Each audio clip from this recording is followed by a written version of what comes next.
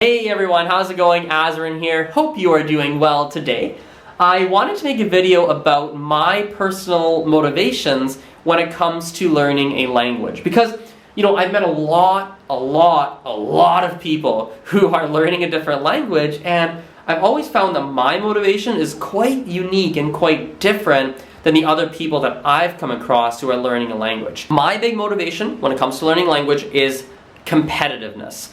I really want to be the best, or among the best, or one of the best in the language that I'm studying. And so it's funny, whenever I've taken classes, for example, I'm usually very aware of what level everyone else is at, or I'm very aware of how quickly others are progressing compared to me. I'm super aware, and usually what I'll do is I will pick out, wow, these are the top 3 people in the class, or wow, these are really the top people in the language currently that are roughly at my level, and they become my goal. I go, wow, I really want to beat so-and-so. So-and-so is really good. I'm in China right now in my class. There's a girl named Amanda. When I came, Amanda was probably a little bit more fluent than me, and I was like, whoa, Amanda's better than me? Holy cow, I need to really catch up so I can be better than her.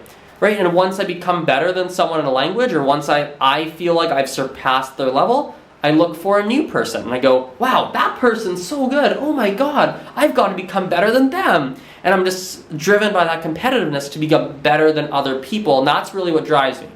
Now, here's the other side of the coin for me. I think the flip side of the coin is I don't want to be better at your expense. Right? I don't want to be better, and I don't want to be really good and for you to be bad. It's actually not at all. I actually want everyone to do really well, which is why I make videos, which is why I teach languages, which is why I do all of that, because I want you to be really good as well. So I do want everyone else to succeed and become fluent and learn and grow. I want that too. So it's almost like I'm pulling from both sides. There's a part of me that really wants to beat you, but I equally really want to help you and equally really want everyone to do well. It's such a confusing, it's almost like an internal battle or something. It's very, very bizarre, but that's really how I'm driven with languages. And what's even more fascinating, at least for me, what's fascinating is that, whenever I'm especially in classroom settings, I don't actually care if someone gets a higher mark than me, because that is not necessarily that important. You can beat me in a class, I can get a B and you get an A+ or whatever it is. I'm okay with that, right? I don't need to beat you in the short term. I really want to win in the long term. When all is said and done, when we've both sort of stopped studying the language, right? Who had a more in-depth knowledge of language? Who was sharper? Who was better? Who was more fluent? Who could write better? Who could read better? Who was overall on a global level in that language stronger or better or more skilled in that language? That's really my big thing. I want to win in the long term. That's my big thing. And if you look at it, for French and Spanish anyway, with every person I've ever compared myself with, there's usually one of I would say 3 outcomes. One of 3 outcomes. Outcome number 1 is, when I look back, I was better, right? I had a deeper knowledge of the language, I had a better accent, I was a better reader. Globally, I was probably better in the language than the other person. Maybe because they quit, they stopped studying before me, maybe their natural skill was lower than mine, I don't know, but for whatever reason I was better. That's outcome number 1.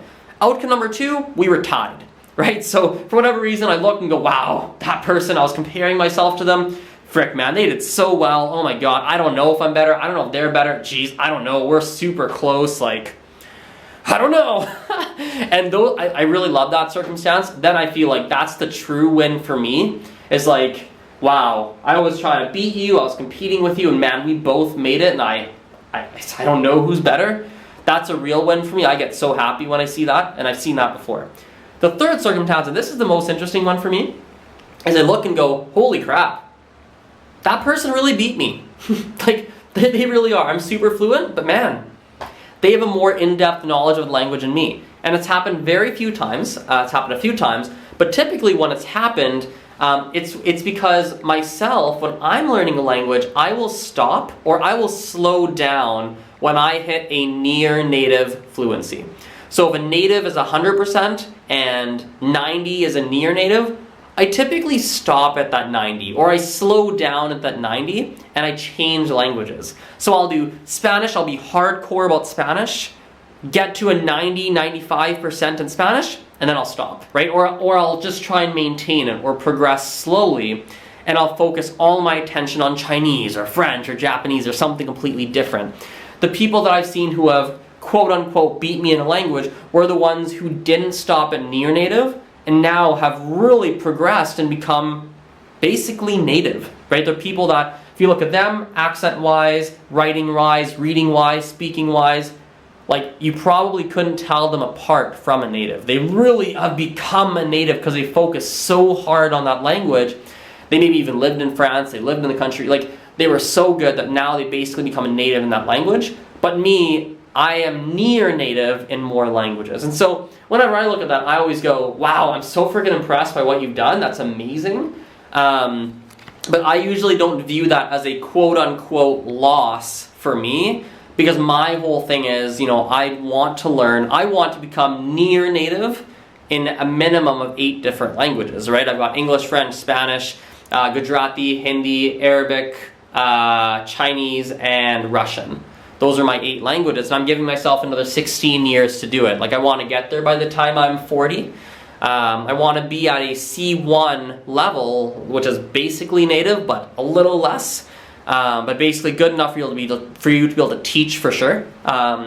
You know, I want to be there by the time I'm 40, so that from 40 onwards I can start learning languages in the similar language families of language I've learned. So for example, if I learn French and Spanish, which I already speak, going to learn Italian, Portuguese, Romanian, things like that, it's not quite as challenging because they're all interrelated. So 40 onwards, I want to be focused on those, versus right now I'm trying to really cast a wide net and go Arabic, Russian, Hindi, right? Chinese, like different language families that are very widespread, so that 40 onwards I can learn the other related, like the cousins and the sisters and the brothers of all those languages. So yeah, that's my little rant on my language motivations. I hope you guys like that. Something that's been on my mind. It's a video I've been wanting to make for a while, so hope that came out as clearly as I've been thinking about it and how I pictured it in my brain. But yeah, hope you liked it, and I'll talk to you guys later. Bye for now.